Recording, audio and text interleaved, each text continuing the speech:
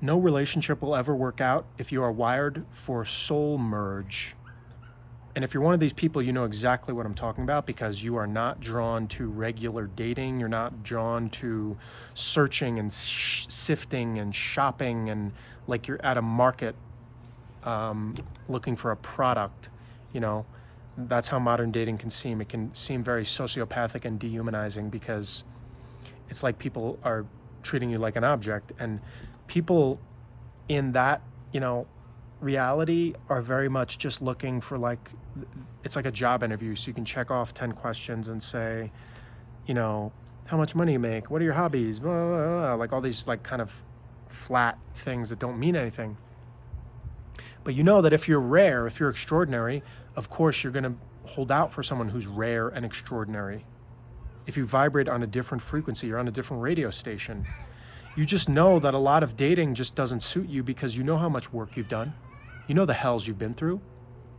And you know that for a person to be granted access to your temple, to your inner sanctum, to your heart and your preciousness, they would have to have done a matching level of inner work.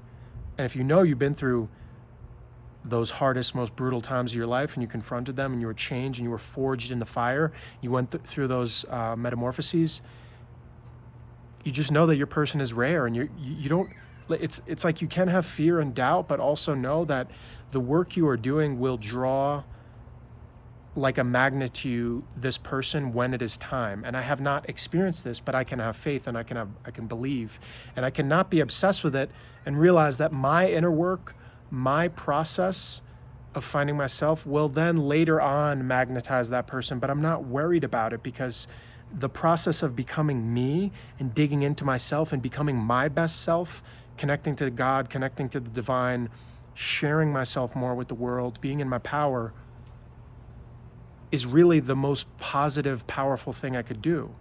And there's no rush really, because I really want to get this down. So it's not a lack mentality. I'm not searching and grasping and reaching and I need the girlfriend and I need this and that. No, it's just I'm finding myself, and that's the path. Everything else should fall into place after that. So, and I think especially as a man, most of your life, most of my life, you think it's all about getting the girl. They validate your existence. If she's beautiful, every man wants to be with a beautiful girl because it's like, oh, I'm so great because of that, And as a man, you think that more girls desiring you will make your self-esteem go higher, and it like boosts your ego, a temporary ego high, like manliness, masculinity. But as you get older and as you go through more pain and heartbreaks and this and that, it's like you don't even need to waste your time as much on that because it's just a fleeting ego high. And if you've been through the pain of love that didn't quite work out, that could not quite mesh, that was maybe amazing loves, but were so dysfunctional and were so painful, costed you so much pain to get over and hard work to heal from. It's like what you really start to realize is the upper echelon, the creme de la creme, the upper echelon, like the prize is someone who really sees your heart and soul, who you can really be intimate, who you can really merge souls with, be physically intimate, form those cords, form those bonds. It's like you're looking for something eternal.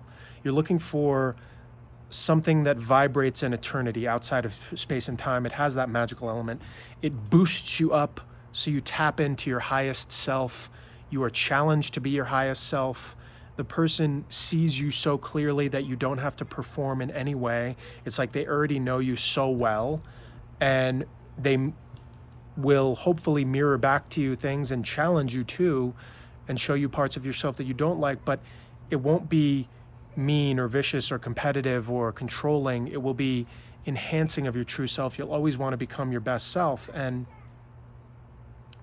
really, if you know how rare your energy signature is in this world, that you're a soft, gentle lover, you have the patience with people, you have a very open heart, you have these exquisite, unique qualities, you learn someone's love language, you pick up on subtle emotional hints, you pick up on subtle energy changes, like when the person is mad or sad or withdrawn. You're very attentive to their inner world, and you realize you're giving to them, but that's enhancing your world. So you want to be with someone who's also giving to you, and that's enhancing their world because their whole world is inside their heart. There's no tit for tat. There's no like materialism. There's no like snippiness and like disapproving and, you know, demeaningness. So you're really enhancing each other, and like your portals to God. You're like, it's like you, the wife, and then the third dance partner is the divine. So it's like you're a different organism, because the divine is coming in and adding that magical eternal element. So if you know what you're looking for, you know what you're looking for. It's soul merge. It's not this you know, surface level, you know, just have kids for the sake of it, get married for the sake of it, go on vacation here for the sake of it, all this obligation and just going through the motions. No, it's like you want a transcendent, earth-shattering love or nothing.